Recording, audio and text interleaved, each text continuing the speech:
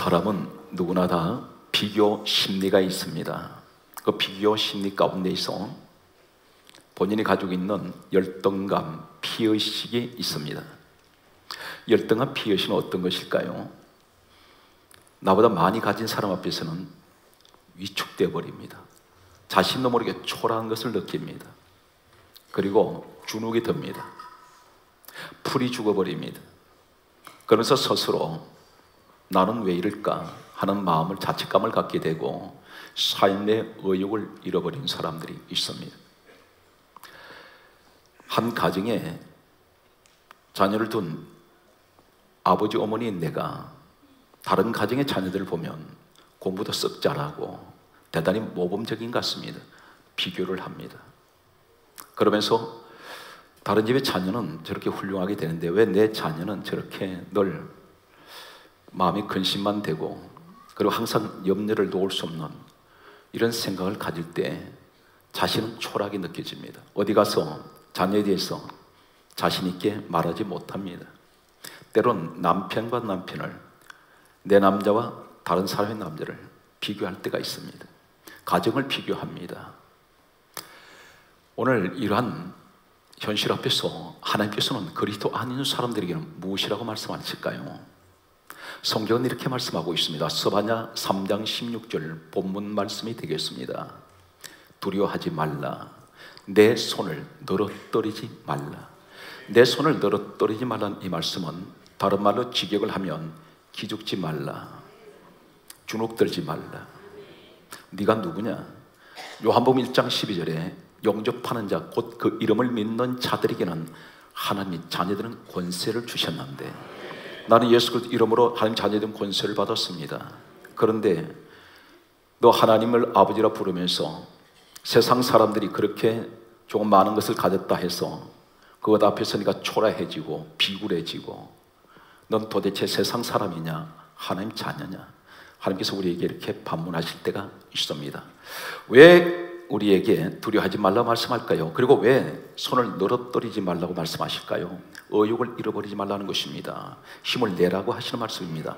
왜 그렇게 말씀합니까? 바로 이어서 스바냐 3장 17절은 이렇게 말씀하고 있습니다. 내 하나님 여호와가 너 가운데 계시니, 내 삶 가운데 하나님이 계신다는 것입니다. 하나님께서는 천지 우주 만물을 창조하셨습니다. 그 하나님이 내 아버지가 되시고 그 하나님이 내 삶 가운데 와 계십니다. 오늘 성경은 예수님께서 이 땅에 오셔서 요한복음 16장 33절 말씀이 이렇게 말씀하고 있습니다. 세상에서는 너희가 환난을 당하나 담대하라. 내가 세상을 이겼노라. 예수님께서 세상을 이기셨다고 말씀하고 있습니다. 우리가 세상에서 환난 당하는 것 주님이 알고 계십니다. 너희가 세상에서 환난을 당하는 것을 알고 계신 주님께서 그럼에도 불구하고 담대하라는 이 말씀은 무슨 말일까요? 마음을 강하게 하고 굳세게 하고 기죽지 말며 세상 사람한테 주눅 들지 말아요. 좀 많은 것을 세상 사람이 가지고 있다 할지라도 그 앞에서 비굴한 모습을 보이지 말아요. 너는 하나님의 자녀로서 자긍심이 있으며 자부심을 가지라는 것입니다. 오늘 여기서 우리에게 말씀합니다. 왜 담대하라고 말씀하실까요? 내가 세상을 이겼노라 말씀합니다. 누가 이기셨습니까? 우리 주님이 세상을 이기셨다는 것입니다. 주님이 세상을 이기셨다면 내가 그리스도 안에 있으면 나도 이긴 겁니다. 주님이 다 이긴 오셨습니다. 이기신 그 싸움을 나는 그냥 주님 안에만 있으면 됩니다. 오늘 이것을 말씀하셔서 이렇게 말씀합니다. 믿고 구하는 것은 받은 줄로 믿어라. 왜 그렇습니까? 세상 이기신 우리 주님께서 믿고 구하는 것을 다 주시겠다고 말씀하고 있습니다. 하나님께서는 역사 속에 수많은 사람들을 각 시대별로 세우셔서 그들은 훌륭한 믿음의 사람이 되었고, 그리고 인생을 성공한 사람들이 상당히 많은 숫자가 성경에 기록되어 있습니다. 그 가운데서 오늘 저는 7사람을 요약을 해서 여러분에게 소개할 것입니다. 7사람 다음 8번째는 누가 써야 되는지 아십니까? 여러분이 서셔야 됩니다. 하나님께서 각 시대에 세웠던 전설 속의 이야기가 아닌 막연한 성경 속에만 기록된 사람들이 아닌 역사가 기록하고 있는 이 사람들을 한 사람 한 사람 제가 역사 연대를 실존했던 이 사람들의 연대를 소개할 것입니다. 오늘 이 사람들 가운데에서 첫 번째 소개되는 사람은 야곱이라는 사람이 있습니다. 이 야곱이라는 사람은 12지파의 조상이 됩니다. 다시 말해서 오늘 유대 민족 역사를 만들었던 그 장본인이 야곱부터 시작되고 있습니다. 이 야곱은 연대를 잠깐 소개하겠습니다. BC 2006년에 이 야곱은 출생했습니다. 그리고 그는 BC 1876년 나이 130세가 되었을 때에 정던 가나안 땅을 떠나서 애굽으로 이주를 하게 됩니다. 성경은 이 사건에 대해서 이때 이주를 했을 때에 야곱 혼자 애굽으로 이주한 것이 아니라 성경은 이렇게 강조하고 있는 것을 보게 됩니다. 창세기 46장 27절 말씀을 보게 되면 70명의 대가족을 이끌고 애굽으로 내려옵니다.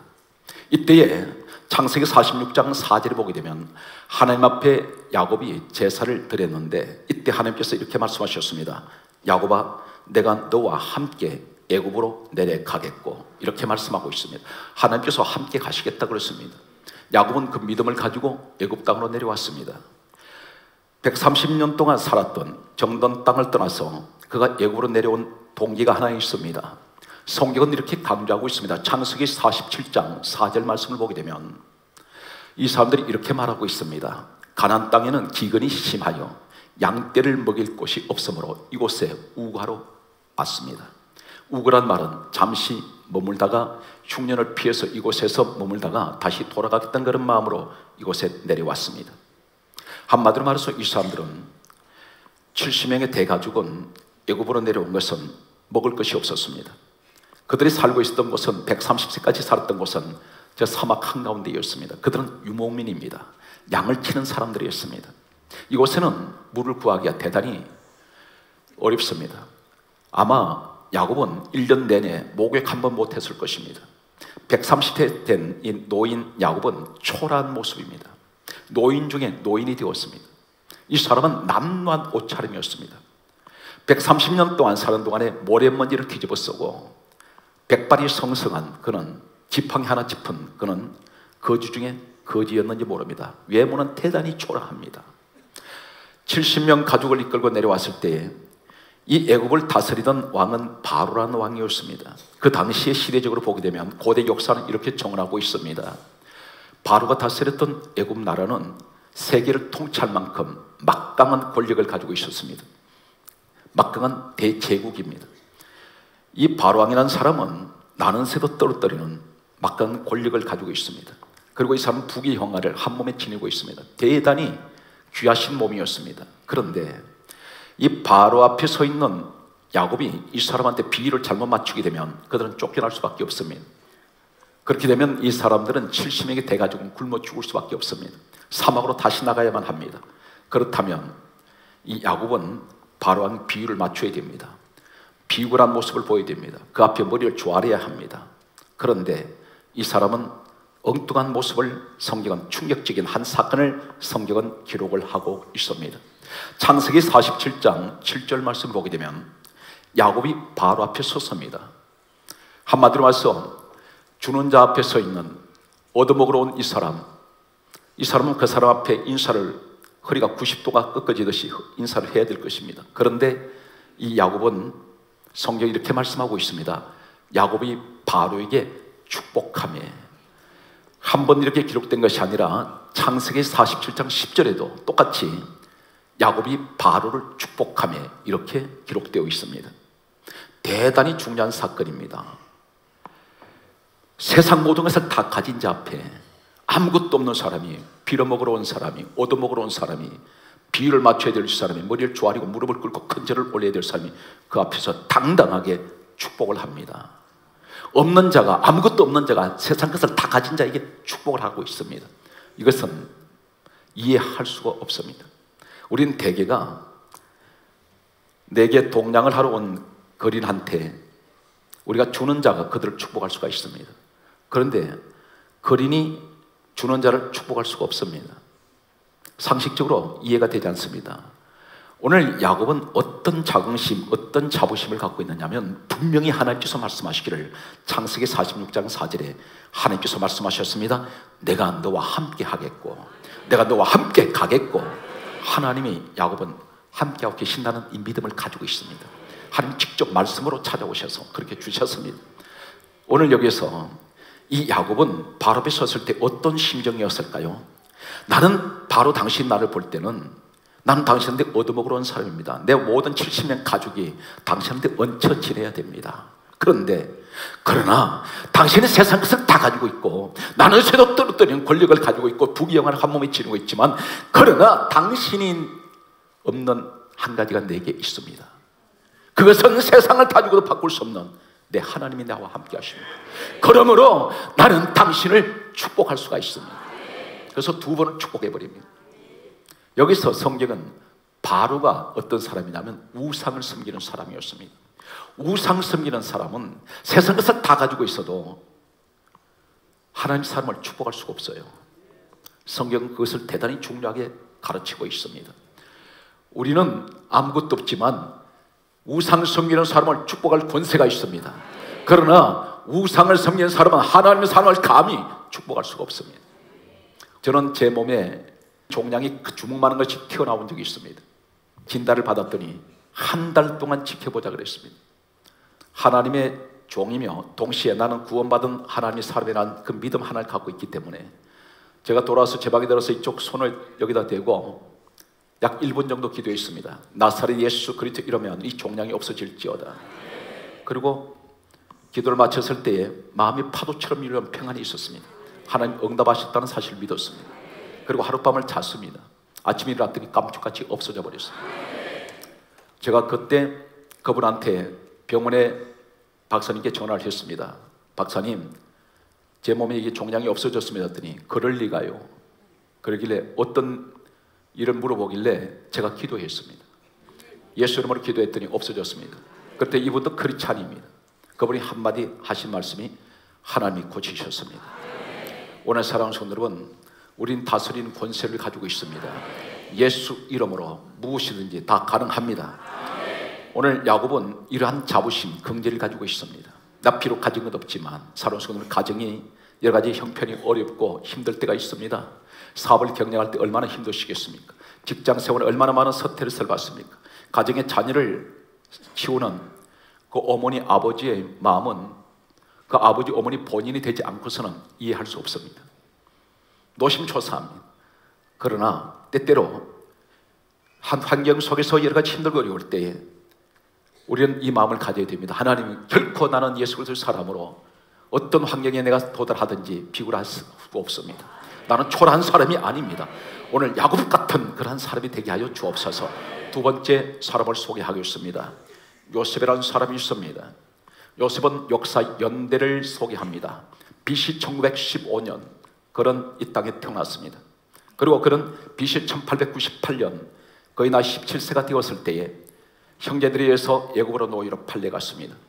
당시의 노예 제도는 어떤 제도였느냐면 노예 시장이 성행했습니다. 이 노예 시장에서는 마치 사람을 몸값을 상품같이 사고 팔았습니다. 여기 팔려간 사람이 요셉이었습니다. 이때 나이 17세입니다. 이 사람은 낯선 애굽 땅에 와서 팔려간 것이 보디발이라는 바로왕의 12대장 집이었습니다. 이곳에서 모함을 받아서 이 사람은 감옥으로 들어가게 됩니다. 이 애굽이라는 곳은 요셉으로서는 전혀 낯선 곳입니다.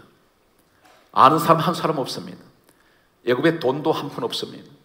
누구 한 사람 이 사람을 구명해 줄 사람이 없습니다. 이 사람은 종신형을 살아야 될지 모릅니다. 감옥으로 들어간 그는 절망의 난을 보낼 수밖에 없었습니다. 그런데 어느 날 이 감옥에 술 맡은 관원장, 떡 굽는 관원장 두 사람이 들어왔습니다.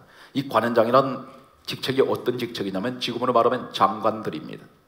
이 술 맡은 관원장, 떡 굽는 관원장은 이집트 고대 역사 문헌을 보면 이렇게 기록되어 있었습니다. 이 사람들은 왕의 진수성찬을 올릴 때에 음료수나 음식물을 관리하는 사람들이었습니다. 그 당시에 왕을 시해할 때는 독약을 반드시 음식물이나 술에다가 넣어서 살해를 했습니다. 다시 말해서 왕의 생명을 책임지는 사람들이었습니다. 그런데 두 사람이 어떤 죄를 인해서 들어왔는지 모르지만 성경 언급이 없습니다. 그런데 두 사람이 요셉이 감옥에 있는 그 감옥으로 들어왔습니다. 이 사람들은 어떤 사람이냐면 애굽 본토 사람들입니다. 이 사람들에게는 수많은 정치 동료들이 있습니다. 많은 정치인들을 가까이 하는 사람들이 있었을 것입니다. 이 사람들 구명운동을 하려고 했는지도 모릅니다. 이 사람은 부귀영화를 가진 사람들입니다. 많은 사람들이 주변에 있었을 것입니다. 그런데 반면에 이 남의 땅에서 온 애굽 노예로 팔려온 이 요셉은 전혀 그와는 정반대입니다. 가장 위로받아야 될 사람입니다. 누가 건져주기 위해서 구명운동이라도 해줘야 될 사람인데 성경은 이렇게 강조하고 있습니다. 창세기 40장 7절 말씀 보게 되면 요셉이 술 맡은 관원장, 떡 굽는 관원장이 찾아갔습니다. 그리고 하는 말이 당신들이 오늘 어찌하여 근심빛이 있습니까? 이렇게 오히려 위로하고 있습니다. 누가 누구를 위로해야 됩니까? 요셉이 위로받아야 될 사람입니다. 그런데 처음 만나는 사람을, 이 사람의 최소한 장관들인 그 사람들을, 잠시 전까지 권력을 휘두르던 그 사람들한테 찾아가서 위로하고 있습니다. 요셉은 어떤 마음이었을까요? 나 비록 노예로 팔려왔습니다. 나 비록 아무것도 없습니다. 모함받아서 감옥에 들어왔습니다. 그러나 당신들은 세상에 권력을 가지고 있고 부귀영화를 한 몸에 지닌 그런 사람이라 할지라도 나는 당신을 위로할 수 있습니다. 이 사람 어떤 자긍심 가지고 있을까요? 절대로 기죽지 않는다는 사실. 믿음의 자부심이 있습니다. 믿음의 자긍심을 가지고 있습니다. 비굴하지 않습니다. 어떤 환경이 그들을, 이 요셉을 괴롭힌다 할지라도 그는 절대로 절망하지 않았습니다.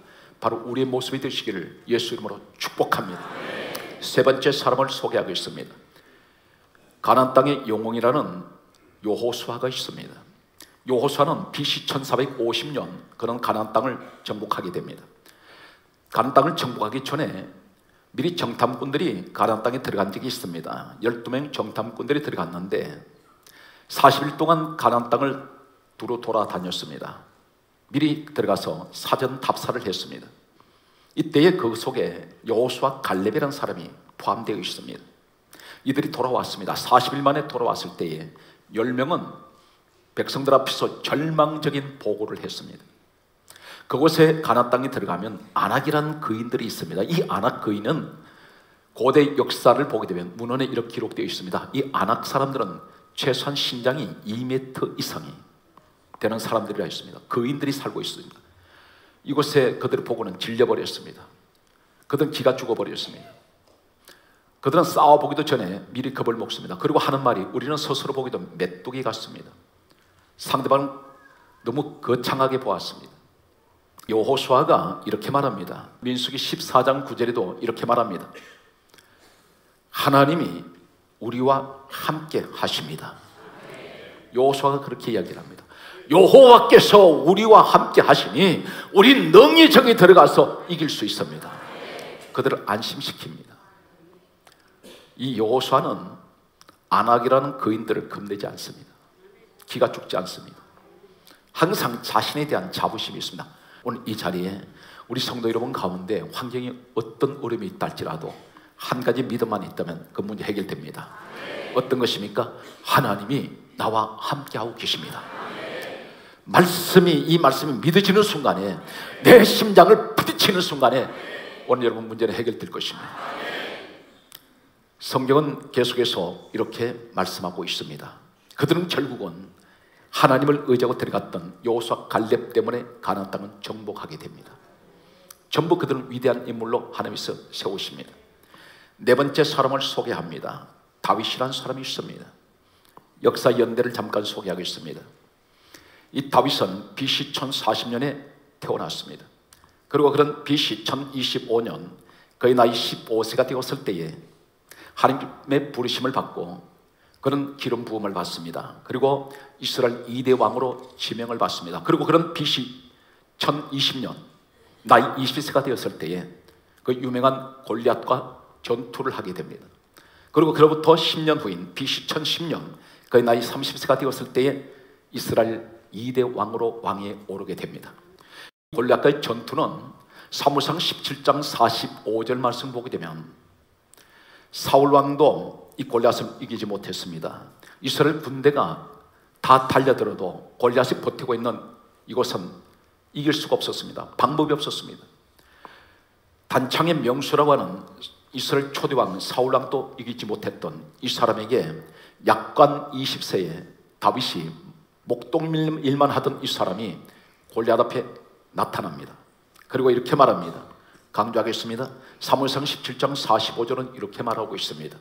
너는 칼과 창으로 내게 나오거니와 나는 만군의 여호와의 이름으로 내게 나아가노라. 돌멩이를 하나 던졌는데 이 골리앗 이마에 박혀서 그는 그 자리에서 전사해버립니다. 이 사람이 시편 27편 1절을 그가 기록을 하면서 이렇게 말하고 있습니다. 여호와는 나의 빛이요 구원이시니 내가 누구를 두려워하리요. 여호와는 나의 구원의 생명이 되시고 생명의 능력이 되시니 누가 내가 무서워하리요. 그는 아무도 두려워하지 않습니다. 무서워하지 않습니다. 골리앗, 세상의 어떤 사람도 이기지 못했던 그 골리앗을 다윗은 과감하게 그 사람과 도전합니다. 우리에게 골리앗이 많이 있습니다. 사업을 하시다 보면 수많은 골리앗 같은 것들이 버티고 있습니다. 직장 생활에도 골리앗이 있습니다. 가정에도 골리앗이 있습니다. 이런 골리앗이 어떤 것일까요? 질병의 골리앗이 있습니다. 싸워 이겨야 됩니다. 반드시 몸에 병이 들었을 때는 이 마음속에 어떤 믿음이 있어야 될까요? 세상 사람들도 나는 병을 이긴다는 확신만 가지면 이길 수 있다고 그랬습니다. 우리는 예수의 사람입니다. 이 믿음을 가져야 됩니다. 나는 무엇이든지 나 혼자 인생을 사는 것이 아니라 하나님이 나와 함께 하시니 내 인생은 하나님과 살아가는 것입니다. 인생의 주관자가 하나님이 되시며 오늘 여러분 가운데 화가 변화의 복이 될 것이고 오늘 하나님 내 이 소망이 반드시 이루어질 것입니다. 그러므로 예수의 삶은 어떤 생각을 해야 됩니까? 비전을 가지셔야 돼요. 그리고 불가능은 없다고 믿으셔야 됩니다. 하나님이 함께 하시면 모든 일이 능치 못할 일이 없습니다. 예수님께서 이렇게 말씀합니다. 할 수 있거든요. 무슨 말이냐? 믿는 자에게는 능치 못할 일이 없느니라. 다섯 번째 사람을 소개합니다. 다니엘이라는 사람을 소개하고 있습니다. 다니엘은 역사 연대를 보게 되면 BC 605년에 바벨론의 포로로 잡혀갔습니다. 그리고 그는 BC 538년 사저굴에 들어갔습니다. 역사는 이것을 생생하게 증명하고 있습니다. 사저굴에 들어갈 때에 그는 당당했습니다. 어쩌면 사자가 다니엘 보면서 피했습니다. 오히려 다니엘을 무서워했습니다. 이 사저굴에 들어갔던 다니엘은 몸 하나 상하지 않고 걸어 나왔습니다. 왜 그럴까요? 성경은 이 사실에 대해서 이렇게 말씀하고 있습니다. 다니엘서 6장 23절에 그가 자기 하나님을 의뢰함이었더라. 하나님을 의지했습니다.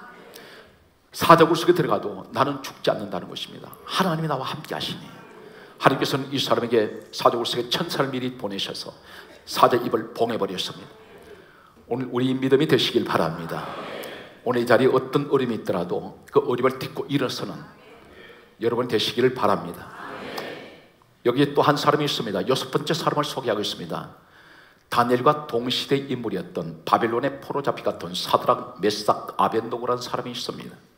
사드락, 메삭, 아벤노고 이 사람들은 바벨론의 신을 섬기지 않는다는 것이 죄가 되어서 극렬히 타는 풀무불 속에 불 속에 들어가게 되었습니다. 이때 이 사람들은 과감하게 들어갑니다. 비굴해하지 않습니다. 사정하지 않습니다. 살려달라고 말하지 않습니다. 당당하게 들어갑니다. 이 사람에 대해서 성경이 이렇게 말씀하고 있습니다. 이 사람들이 어떤 고백을 하냐면 다니엘 3장 17절은 이렇게 말하고 있습니다. 당신이 우리를 불무불 속에 집어던진다 할지라도 우리 하나님이 극렬히 타는 불 가운데서 우리를 능히 건져내실 것입니다. 결국 이 사람들은 불 속에 들어가 있었지만 불탄 냄새도 없었고 머리털 하나 거슬린 적이 없습니다. 하나님이 철저하게 지키고 계셨습니다. 이때 느부갓네살 왕이 불 속을 들여다 보니까 분명히 던져지기는 세 사람이 던져졌는데 이 사람 입에서 터져나오는 고백이 어떤 고백이냐면 네 번째 사람은 신의 아들 같도다. 하나님이 천사를 거기 들여보냈습니다. 하나님께서 그 사람을 지켜주셨습니다. 이것이 우리의 신앙이 되셔야 됩니다. 안 된다고 말하지 마십시오. 안 된다고 하면 당신은 부정적인 믿음을 가지게 됩니다. 우리는 모든 것의 매사가 긍정적으로 보시기 바랍니다. 항상 절망 가운데 소망을 바라볼 수 있는 이런 눈이 열리시기를 바랍니다. 일곱 번째 사람을 신약에서 한 사람을 소개하고 있습니다. 마태복음 14장 29절에 보게 되면 유명한 베드로가 바다 위를 걸었던 사건입니다. 12명 이 제자들이 배를 타고 있습니다. 같이 풍랑 만났습니다. 배가 뒤집힐 것 같습니다. 이때에 예수님께서 바다 위를 걸어오신 것을 목격했던 베드로가 이렇게 말합니다. 주시오던 나로 명하사 물 위로 걷게 해주세요. 했을 때에 예수님께서 오라고 말씀합니다. 그런데 주님 말씀은 떨어졌지만 막상 바다 위를 물 위를 밟는다는 것은 이건 불가능합니다. 우리가 말씀을 들으면서도 막상 행동으로 옮긴다는 건 대단히 어렵습니다. 그런데 베드로가 주님을 바라보는 순간에 발을 자신의 본에 내디뎠는데 물 위를 걸었습니다. 이것은 언제 가능할까요? 물을 바라보면 두렵습니다. 무섭습니다. 거기 기가 죽어버립니다. 그런데 예수님을 바라보았더니 불가능한 일이 가능하게 돼요. 안 되는 일이 되게 됩니다. 언제 환경 바라보면 베드로가 주님을 계속 바라보고 갈 때는 물 위를 걸었는데 바람을 보는 순간 빠져버렸습니다. 기적은 더 이상 일어나지 않습니다. 사랑하는 성도 여러분, 환경을 보지 마십시오. 주님을 바라보시기 바랍니다. 나는 왜 이럴까 말하지 마십시오. 있는 자 앞에서 기죽지 마세요. 풀도 죽지 마시기 바랍니다. 오늘 여기에서 우리는 어떻게 됩니까? 반드시 내 모습이 초라한 모습이 당당한 모습으로 바꿔지기를 원합니다. 오늘 여러분 가운데 축복의 주인공이 되시기 바랍니다. 말씀의 결론은 히브리서 12장 2절에 이렇게 말씀합니다. 믿음의 주요 온전케 하시는 예수를 바라보자. 주님만 바라보십시오. 오늘 사랑하는 성도 여러분, 우리 주님은 소망이십니다. 우리 주님은 생명이 되십니다. 우리 주님은 천국의 주인이 되십니다. 오늘 또 여러분 한 주간 어느 곳에 가시든지 주님과 동행하시는 여러분 되셔서 어떤 사람, 어떤 문제 앞에서는 기죽지 말고 절대로 손을 늘어뜨리지 말고 담대하게 강한 믿음의 사람 되시기를 예수님으로 축복합니다.